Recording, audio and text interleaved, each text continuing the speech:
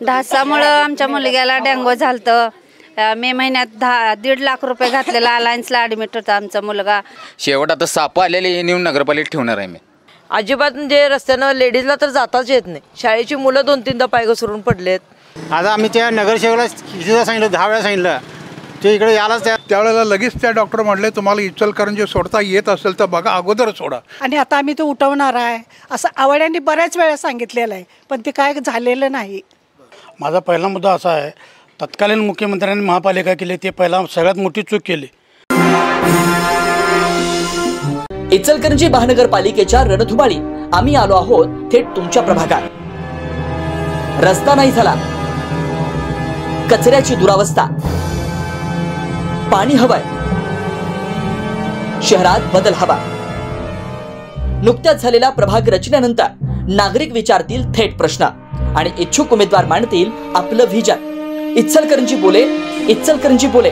चला पाहूया कोण जिंकणार मतदारांचा विश्वास, कोण मांडणार खराब विकासाचा रोडमॅप। तुमच्यासाठी खास कार्यक्रम इचलकरंजी बोले, फक्त माय महाराष्ट्रवर, सत्य आणि सडेतोड माध्यम। इचलकरंजी बोले, इचलकरंजी बोले, इचलकरंजी बोले, इचलकरंजी बोले।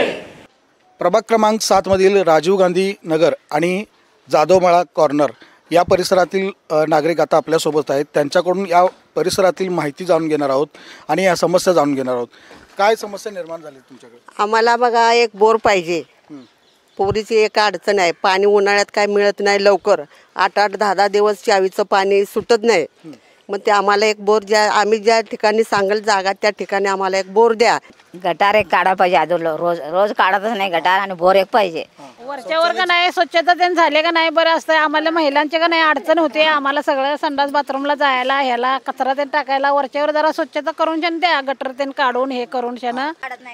वार्ड नंबर 7 मध्ये गेले 5 वर्ष होत आले, इथं दुरावस्था आहे। रस्ते होत नाहीत, गटरे होत नाहीत, शौचालय पण आता किती वर्ष झालं आम्ही मागणी केल्या ते पण झालेलं नाही आहे।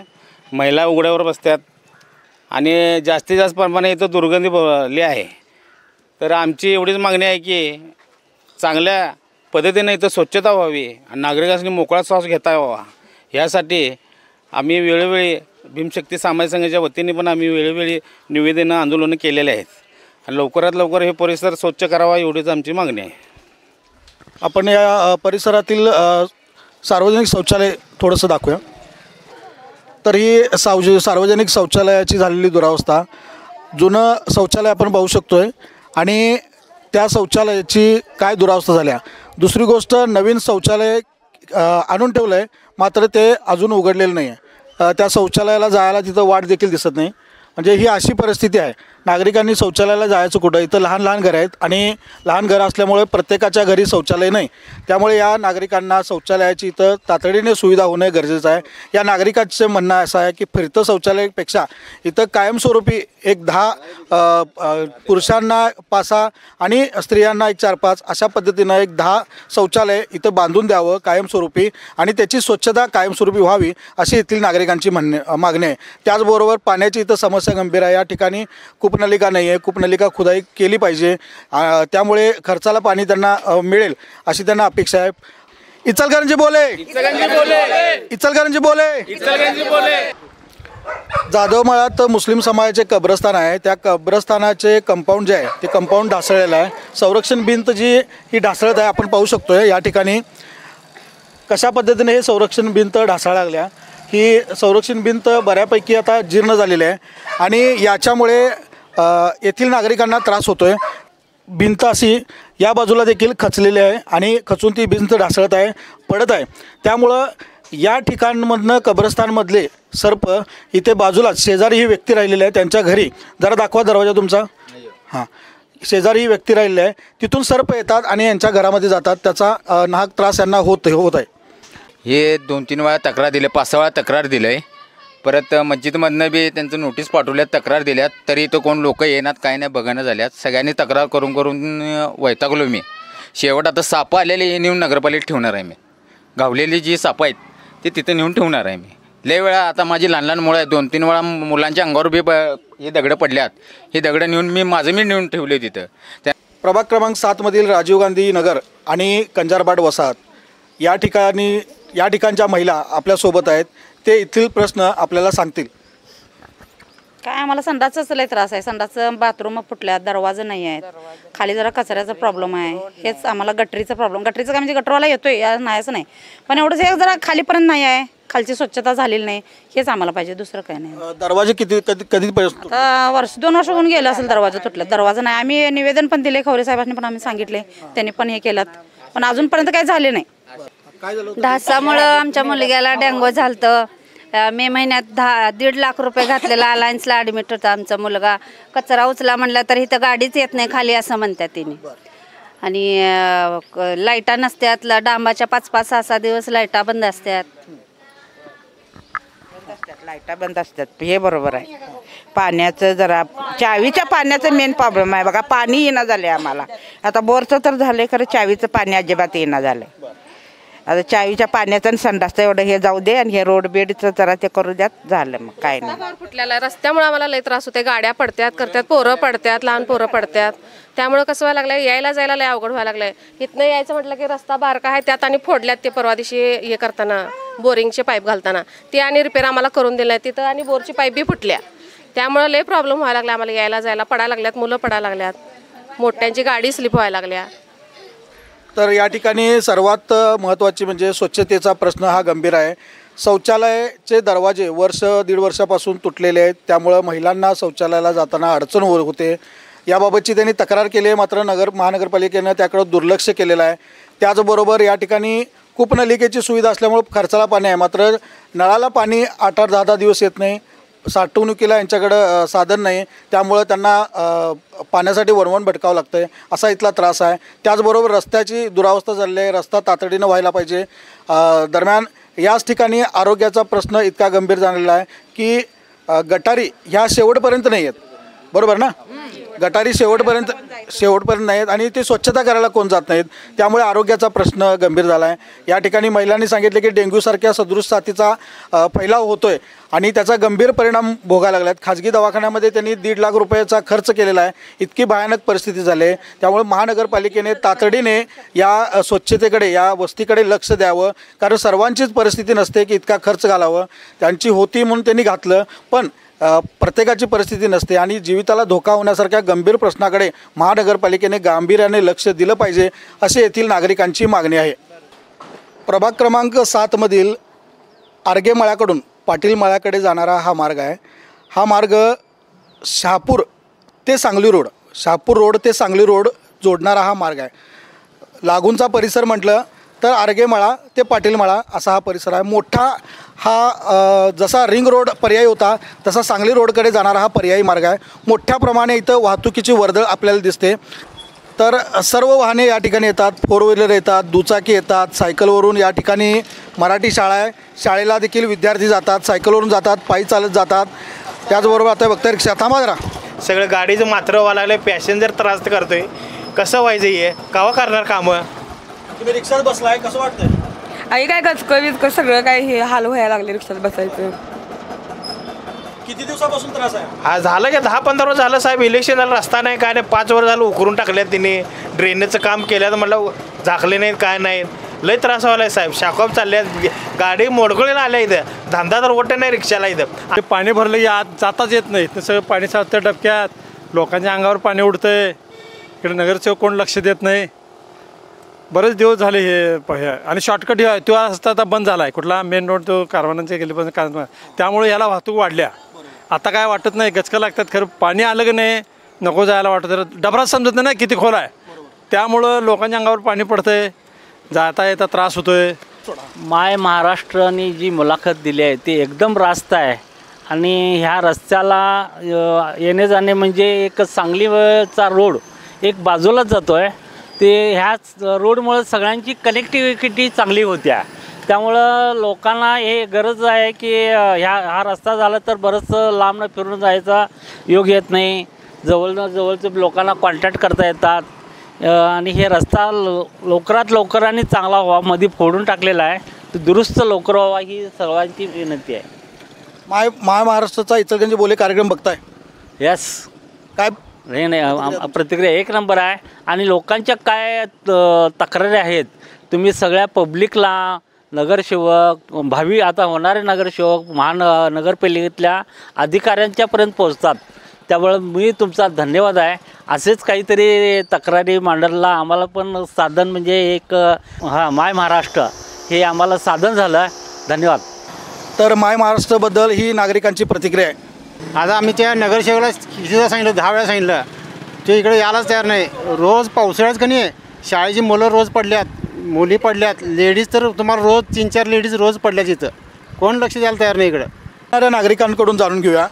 हा रस्ता पावसाळ्यात तर लेडीजला मी स्वतः 2-3दा इथं गाडीवरनं येताना पडले. मी अक्षरशः गाडी लावली, मला 2-3 जेंट्स लोकांनी गाडी काढून दिली. भरपूर म्हणजे भरपूर निसर्ग होते.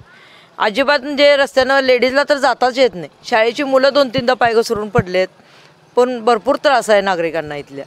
स्क्रीनवर तुम्हाला दाखवतोय की पावसाळ्यामध्ये काय इथल्या लोकांचे हाल होतात आणि पावसाळ्यामध्ये या ठिकाणी पादचारी कशा पद्धतीने जातात, त्याचबरोबर वाहनधारकांना किती त्रास होतोय. चिखल दलदल साचलेले असतात. डिकेटीला पण जातात, शाळेची पोरं जातात डिकेटीला, इथं बिशॉपला. पाऊस पडला की पूर्ण चिखलातनं राडीतनं जातात. सगळ्यात मोठा त्यांचा मुद्दा आहे. त्यामुळे हे रस्ता करणं खूप गरजेचं आहे. तर आपण ऐकलं, शाळेच्या विद्यार्थी सर्वात मोठे या ठिकाणी मोठ्या संख्येने जातात. 2 या ठिकाणी शाळा आहेत. एकीकडे बिशप स्कूल आहे तर दुसरीकडे या ठिकाणी DKT स्कूल आहे.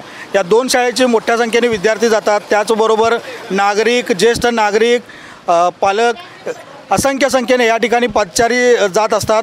रिक्षाचालक, त्याचबरोबर माल वाहतूक, टेम्पो, 4 व्हीलर, दुचाकी असंख्य वाहनं या ठिकाणून जातात. शेकडो वाहने दिवसभरातून जातात. पर्यायी मार्ग हा आहे, त्यामुळे तात्काळ हा मार्ग दुरुस्त व्हावा अशी येथील नागरिकांची मागणी आहे.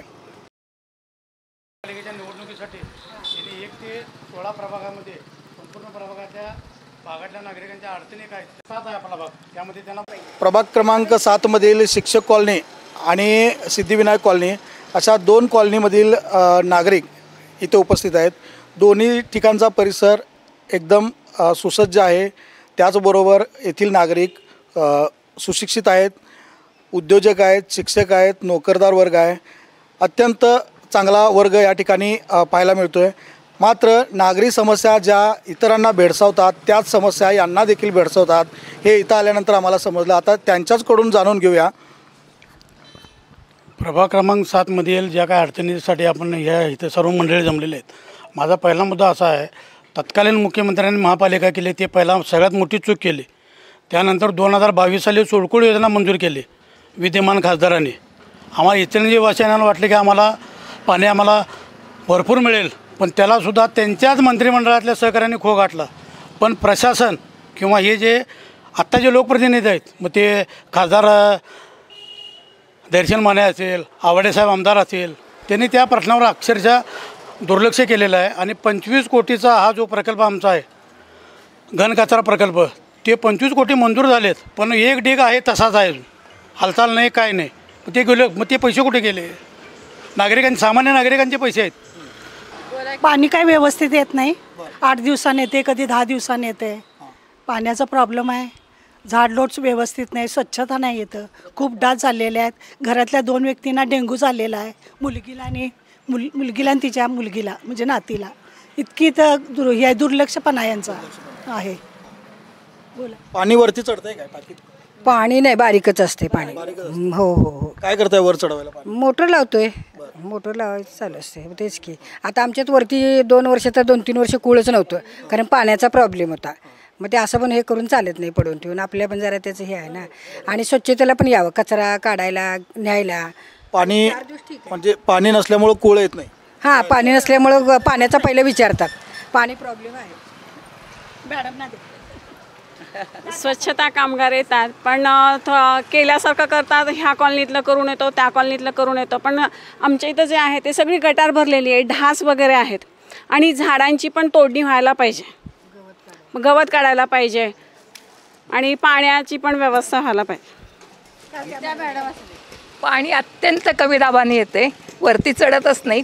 पलीकडच्या प्रभागात 2-2दा येते, तरी 3 दिवसांनी आमच्याकडे येते. त्यांच्यानंतर वेळेत आणि योग्य वेळेला पाणी यावं. कामगार वर्ग आहे इकडं, योग्य वेळेला यावं. वाटेल तेव्हा पाणी रात्रीचं वगैरे असं नको आहे.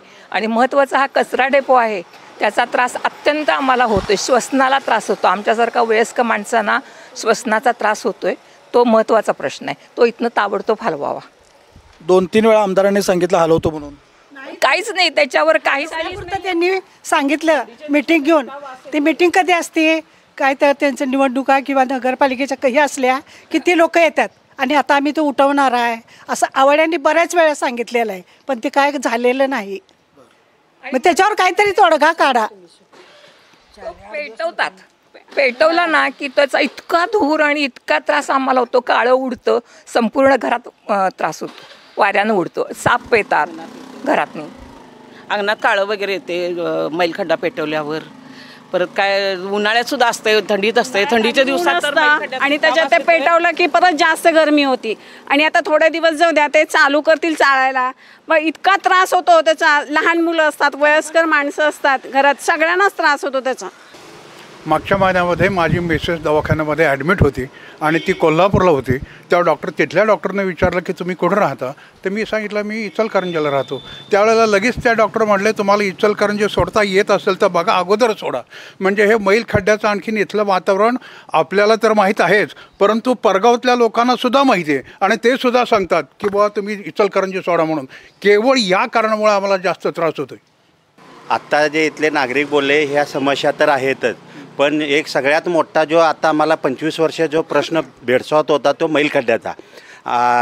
हळवणकर साहेब असू देत किंवा आवाडे साहेब असू देत किंवा आता विद्यमान आमदार साहेबांना असू देत, आत्ता आपल्या या मैलखड्ड्यासाठी 22 कोटी रुपये मंजूर झालेले आहेत. आणि ह्या लोकांनी पण माहिती आहे की जो 25 वर्षाचा जो त्रास होता तो आत्ता ह्या 2 वर्षात 75% कमी झालेला आहे. एक 25% आहे पण 75% कमी झालेला आहे. आणि तो आता त्या ह्याच्यातला आपला एक 15 ते 20% ह्या वर्षी कचरा गेलेला आहे आणि तो चालला आहे. आता नोव्हेंबरला ते पाऊस पडल्यामुळे तो प्रकल्प बंद आहे. आता परत चालू झाला की ते दिवाळीनंतर परत लाईट बिलचा प्रश्न होता म्हणून प्रकल्प बंद होता. त्यांचा लाईट बिलचा प्रकल्प होता तो नगरपालिका महानगरपालिकेच्या बिलाचा आणि त्यांचा होता तो प्रॉब्लेम सॉल्व्ह झाला आहे. आता परत ते दिवाळीनंतर काम चालू होणार आहे. आणि पाण्याचा जो प्रश्न आहे आत्ता आपल्याला इथं आमदार फंडातनं का नाही इथं पाण्याची टाकी मंजूर झालेली आहे. आता एक 1.5 ते 2 महिन्यात ही पाण्याची टाकी चालू झाली ना सगळ्यांनी पाणी सेम होणार आहे. 11 लाख रुपये नगरपालिकेकडे पैसे बिल भरायचे नव्हते, पैसे नव्हते. मनसेवाल्याने आंदोलन केल्यानंतर 11 लाख रुपये भरलेत. मागच्या महिन्यात त्याने आंदोलन केलं तिथं ह्याच्यात महापालिकेच्या दारात. आणि सोलकुडचं पाणी मंजूर कोण केलं? खासदारने मंजूर केलं. ते अजून का आलं नाही? मंजूर आहे. 86,000 कोटी रुपये त्यांचे काय तर त्यांचे हे आहेत, पैसे कलेक्टर साहेबांच्याकडे आहेत. पण त्या योजनेला ह्या लोकप्रतिनिधीने काही केलेलं नाही आहे. विधानसभा झाली, लोकसभा झाली, आता आणि येतील 2-3 महिन्यानं जानेवारीच्या तुमच्या हे इथल्या निवडणूक आहेत तेव्हा सांगतील एवढी इलेक्शन होते नंतर आम्ही पाणी देऊ. पण मग आज काय किंवा इथून पुढं 50 वर्षातसुद्धा सोलकुडचं पाणी इचलकरंजीला मिळणार नाही. तर इचलकरंजीच्या पाण्याचा प्रश्न हा गंभीर आहे. अनेक निवडणुका पाणी प्रश्नावर झालेल्या आहेत. वारणा असू दे, सुळकुड असू दे, या दोन्ही लोकसभा विधानसभा निवडणुका दोन्ही वेळच्या झाल्या, पण हा प्रश्न सुटलेला नाही. नागरिक अजूनही जागरूक आहेत. प्रत्येक प्रभागात गेल्यानंतर पाण्याची समस्या आहे ती सांगतात. मात्र सुळकुड प्रश्नावर आज पहिल्यांदा भाष्य झाले आणि या भाष्य झाल्यानंतर हे अधोरेखित यातून होतं आहे की लोकांना अजून सुळकुड योजना हवी आहे, हे यातून अधोरेखित होतं आहे. सर्वात मोठा जर समस्या असेल तर ती आहे ती मैलखड्ड्याची समस्या तातडीने दुरुस्त व्हायला पाहिजे. आम्ही दरवेळेला येतो आहे मैलखड्ड्यामध्ये, मैलखड्ड्याचं चित्रीकरण करतो आहे, त्याचबरोबर पेटलेल्याचं चित्रीकरण करतो आहे. नागरिकांचा इथली दाहकता, नागरिकांना होणारा त्रास ते आम्ही नेहमी दाखवत असतो आहे. मात्र किती पटीनं हे सहन करतात, सोसतात, हे आत्ता या महिलांनी सांगितलेलं आहे की महिला मोठ्या संख्येने ज्येष्ठ नागरिकांना काय त्रास होतो आहे, लहान मुलांना श्वसनाचा किती त्रास होतो आहे, हा भयानक प्रश्न आहे. आणि जसं आता या सहकाऱ्यांनी देखील सांगितलं की हा प्रश्न आता सुटणार आहे, मात्र तो सुटणं गरजेचं आहे. दरवेळा आश्वासनाची खैरात नको. प्रश्न एका शेवट मार्गी लागणं गरजेचं आहे. 15 ते 20 वर्ष झालं वस्ती या ठिकाणची वाढत चाललेली आहे. जसं सुशिक्षित नागरिक देखील या ठिकाणी प्लॉट घेऊन बंगले बांधतात, त्याच पद्धतीनं सामान्य वर्ग देखील या ठिकाणी आसरानगर, सहकारनगरसारखा सामान्य वर्ग कामगार वस्तीचा परिसर काही लोकांना नगरपालिकेने जागा देऊन घरं बांधायला जागा दिली आहे, असा हा परिसर आहे. त्यामुळे या नागरिकांच्या आरोग्याचा प्रश्न गंभीर बनत चालल्याने तातडीने याच्यावर उपाययोजना करावी. लोकप्रतिनिधी असतील, आमदार असतील, खासदार असतील आणि महानगरपालिका प्रशासन यांनी सर्वत्रित एकत्र मिळून हा प्रश्न सोडवावा अशी या नागरिकांची मागणी आहे. इचलकरंजी बोले, इचलकरंजी बोले, इचलकरंजी बोले. फक्त माय महाराष्ट्रवर सत्य आणि सडेतोड माध्यम.